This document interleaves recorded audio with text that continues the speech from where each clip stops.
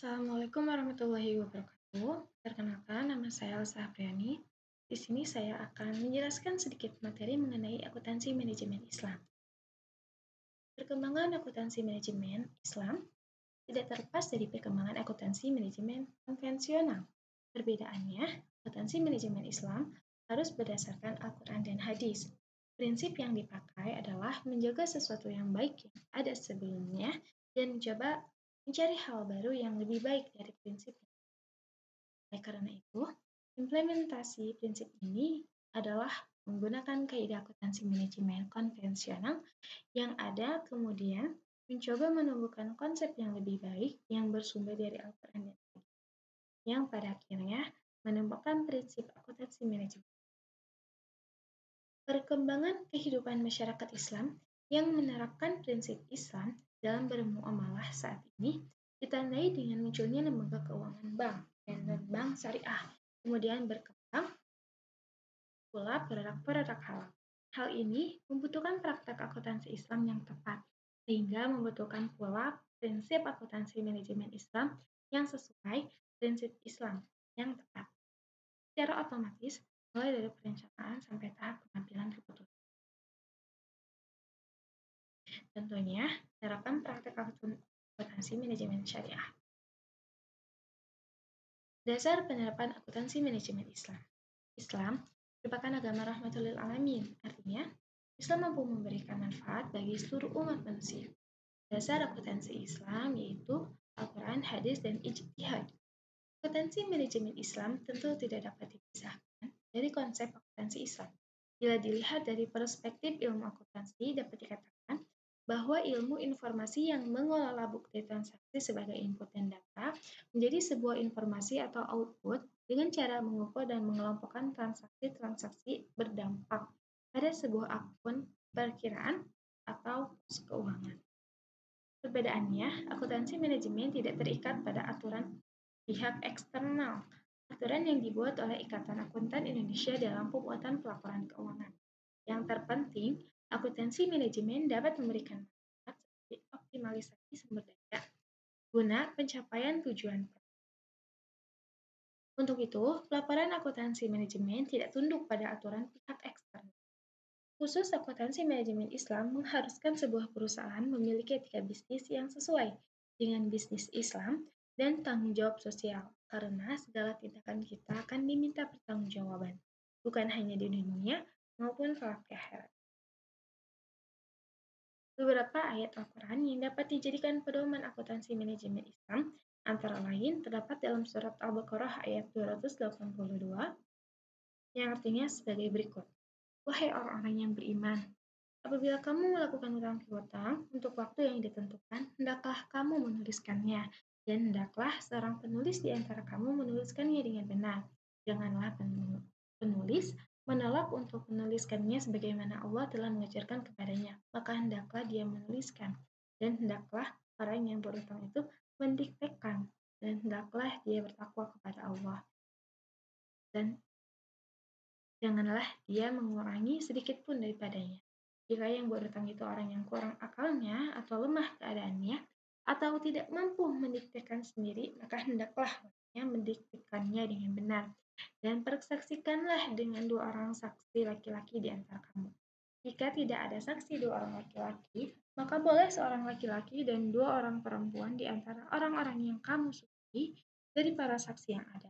Agar jika yang seorang lupa, maka yang seorang lagi mengingatkannya. Dan janganlah saksi-saksi itu menolak apabila dipanggil, dan janganlah kamu bosan menuliskannya. Untuk batas waktunya, baik utang itu kecil maupun besar, yang demikian itu lebih adil di sisi Allah, lebih dapat menguatkan kesaksian, dan lebih mendekatkan kamu kepada ketidakraguan, kecuali jika hal itu merupakan perdagangan tunai yang kamu jalankan di antara kamu. Maka tidak ada dosa bagi kamu jika kamu tidak menuliskannya, dan ambillah saksi apabila kamu berjual beli, dan janganlah penulis dipersulit dan begitu juga saksi. Jika kamu melakukan yang demikian, maka sungguh hal itu suatu kefasikan padamu. Dan bertakwalah kepada Allah. Allah memberikan pengajaran kepadamu, dan Allah Maha mengetahui segala sesuatu. Berdasarkan ayat tersebut dapat dikatakan bahwa kegiatan transaksi tidak semua dilakukan dengan tunai, maka perlu ada pencatatan atau pembukuan. Atas dasar hal tersebut, maka sebuah perusahaan harus melakukan pencatatan atau pembukuan seperti yang saat ini dilakukan bagian keuangan. Hal ini dilakukan dalam rangka pengendalian kegiatan perusahaan, maka semua kegiatan yang dapat diukur dengan aspek moneter harus dapat dipertanggungjawabkan dengan baik. Terdapat pula dalam surat Asy-Syu'ara ayat 182 sampai 183 yang artinya sebagai berikut.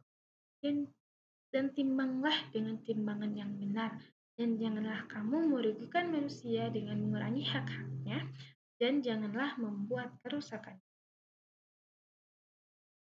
Penggunaan pencatatan atau pembukuan berdasarkan ayat-ayat di atas merupakan bentuk pelaksanaan syariah Islam, sekaligus merupakan kegiatan timbangan atau pengukuran pertanggungjawaban dalam rangka menjaga sumber daya perusahaan dan tidak boleh ada pihak yang dirugikan termasuk para stakeholder-nya, baik konsumen, masyarakat, supplier, karyawan, pemerintah, dan pemilik perusahaan.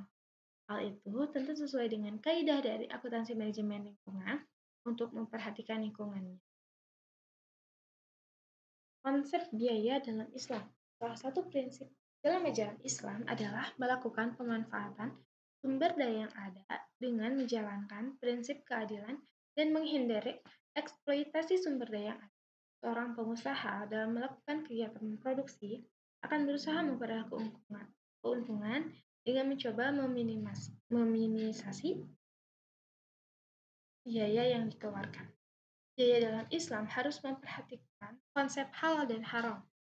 Pada akuntansi manajemen Islam, menitik beratkan tentang sumber pembiayaan khususnya dalam memproduksi barang dan jasa dalam Islam harus qot'i atau jelas, dalam artian harus jelas memproduksi barang halal dan jelas asal biaya yang digunakan dalam kegiatan produksi tersebut.